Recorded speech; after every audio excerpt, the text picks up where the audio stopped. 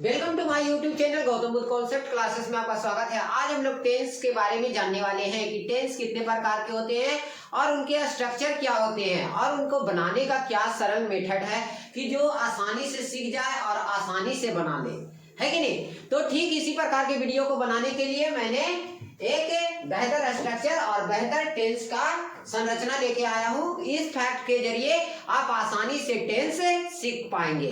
तो चलिए स्टार्ट करते हैं। टेंस, तो टेंस मेनली जो होते हैं तीन प्रकार के होते हैं, प्रेजेंट टेंस, पास्ट टेंस और फ्यूचर टेंस, जिसका हिंदी होता है वर्तमान काल, भूतकाल और भविष्य काल। तो आज हम इन सभी टेंसों के स्ट्रक्चर और बनाने का मेथड सीखने वाले हैं। तो चलिए पहला स्टार्ट करते हैं। पहला हमारा टेंस का स्ट्रक्चर में है प्रेजेंट इंडेफिनिट टेंस, जिसका स्ट्रक्चर होता है जिस हिंदी वाक्य के अंत में ता है, ती है, ते है, यानी जिस हिंदी वाक्य के क्रिया के अंत में ता है, ती है, ते रहे, अगर लगा रहे तो उस कंडीशन में माना जाता है कि वो वाक्य जो है प्रेजेंट इंडेफिनिट टेंस का है। यानी प्रेजेंट इंडेफिनिट टेंस के स्ट्रक्चर को पहचानने के लिए अंत में देखेंगे कि क्रिया के अंत में ता है, ती है, ते है कि नहीं। अगर रहेगा तो वो प्रेजेंट इंडेफिनिट टेंस का स्ट्रक्चर माना जाएगा और वाक्य माना जाएगा। तो इसका बनाने का मेथड है, सबसे पहले सब्जेक्ट लगाएंगे, फिर V1 या V5 लगाएंगे और फिर ऑब्जेक्ट।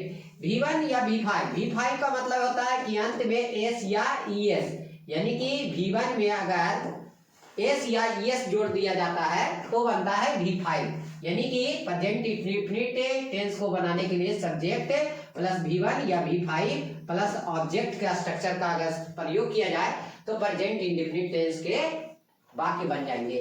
दूसरा है पास्ट इंडेफिनिट टेंस। तो ठीक इसी प्रकार जहां ता है तो वहां पर लगा देंगे ता था, ती थी, ते थे, और इसका बनाने का स्ट्रक्चर क्या है, subject plus V2 plus object. तीसरा आता है फ्यूचर इंडेफिनिट टेंस, जिसका क्रिया के अंत में होगा, होगी, होंगे अगर लगा रहे तो उस प्रकार के वाक्य को फ्यूचर इंडेफिनिट टेंस का माना जाता है। और इसको बनाने के लिए स्ट्रक्चर जो है subject plus shall be plus V1 और प्लस ऑब्जेक्ट, या तो शैल लगेगा और फिर बिल लगेगा। अगर एक अलग केवल शैल और बिल रहेगा तो उस कंडीशन में केवल और केवल V1 का ही प्रयोग किया जाता है।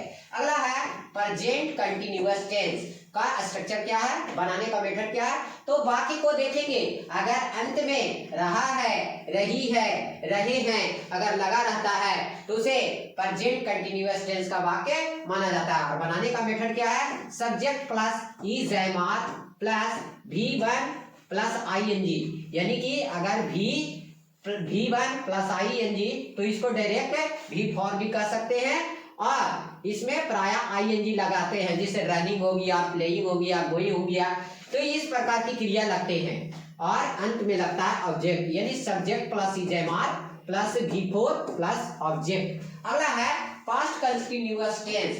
तो जहां पर हम लोग लगा रहे हैं इज एमार वहां पर लगेगा वाज वेयर। बनाने का स्ट्रक्चर में देख लीजिए कि वाक्य कैसा रहेगा। तो अंत में देखेंगे रहा था, रही थी, रहे थे अगर लगा रहता है तो पास्ट कंटिन्यूअस टेंस का वाक्य माना जाता है। और इसका बनाने का मेथड जो है सब्जेक्ट प्लस वाज और were plus V4 plus object. अगला है फ्यूचर कंटिन्यूअस टेंस। देखिएगा कि वाक्य किस प्रकार का रहेगा। तो वाक्य के अंत में रहेगा रहा होगा, रही होगी, रहे होंगे अगर लगा रहेगा तो फ्यूचर कंटिन्यूअस टेंस का वाक्य माना जाता है। और वाक्य का स्ट्रक्चर बनाने का जो होता है सब्जेक्ट प्लस विल बी या shall be plus V4 plus object, यानी सब्जेक्ट प्लस विल बी या shall be plus V4 plus object अगर लगाएंगे तो फ्यूचर कंटिन्यूअस टेंस का वाक्य बन जाएगा। अगला है टेंस के वाक्य को पहचानने के लिए क्रिया के अंत में देखेंगे चुका है, चुकी है, चुके हैं, या लिया है, लिए है, या लिए हैं अगर लगा रहता है तो उसे प्रेजेंट परफेक्ट टेंस का वाक्य माना जाता है। और इसको बनाने के लिए स्ट्रक्चर जो यूज होता है सब्जेक्ट प्लस हैज या है प्लस V3 प्लस ऑब्जेक्ट। अगर हैज या हैव रहता है जिसके बाद क्रिया का जो फॉर्म लगता है वो V3 फॉर्म लगता है, तो ध्यान रखिएगा। चलिए अगला बढ़ते हैं पास्ट परफेक्ट टेंस में। तो इसका में जहां है था वहां लगेगा था। तो चुका था, चुकी थी, चुकी थे। और आगे लिया था, ली थी या लिए थे अगर लगा रहे तो उस प्रकार के वाक्य को पास्ट परफेक्ट में माना जाता है। और बनाने का स्ट्रक्चर जो होता है subject plus had plus V3 plus object. यहाँ पर हैज और हैव जो होता है वो पास्ट फॉर्म में हैड हो जाता है। अगला बढ़ते हैं फ्यूचर परफेक्ट टेंस में। चुका होगा, चुकी होगी, चुके होंगे या ली होगी, ली होंगे या लिया होगा। तो अगर लगा रहता है तो इस प्रकार के स्ट्रक्चर में वाक्य में आपको स्ट्रक्चर जो यूज होता है सब्जेक्ट प्लस विल बी या will have plus shall have plus V3 plus object. क्योंकि हम बताए थे हैज और हैव जब नहीं लगेगा तो उसके साथ हमेशा V3 फॉर्म लगता है। तो ये स्ट्रक्चर यूज करके आप फ्यूचर परफेक्ट टेंस के वाक्य को बना सकते हैं। अगला है प्रेजेंट परफेक्ट कंटिन्यूअस टेंस।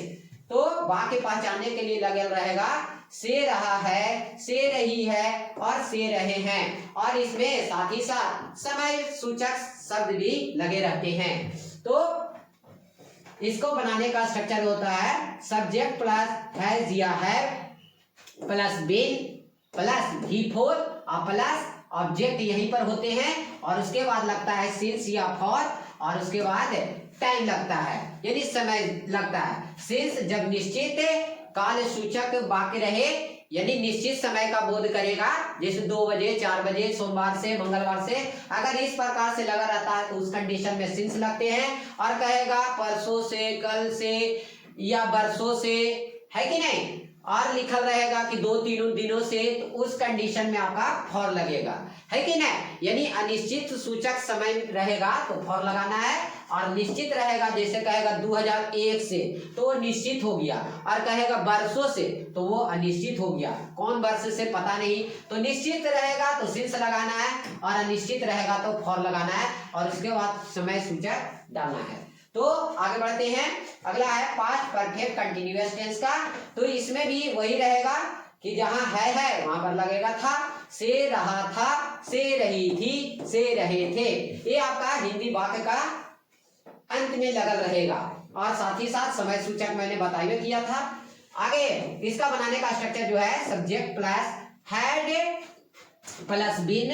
और बीन जब लगेगा तो ये हमेशा V4 ही लगेगा, बीन के साथ V4 लगता है। तो subject plus had plus been plus V4 plus object since या फॉर प्लस टाइम। इस स्ट्रक्चर का यूज करके पास्ट परफेक्ट कंटिन्यूअस टेंस के वाक्य बना सकते हैं। अगला है फ्यूचर परफेक्ट कंटिन्यूअस टेंस। तो इसके अंत में रहेगा से रहा होगा, से रही होगी, से रहे होंगे।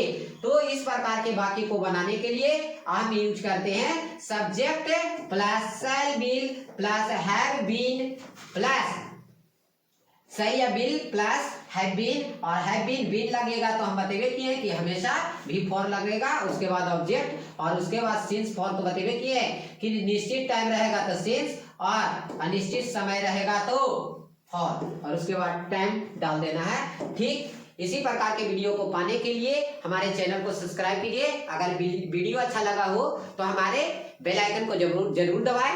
और इस प्रकार के फैक्ट को जानने के लिए हमेशा हमारे चैनल से जुड़े रहें। धन्यवाद।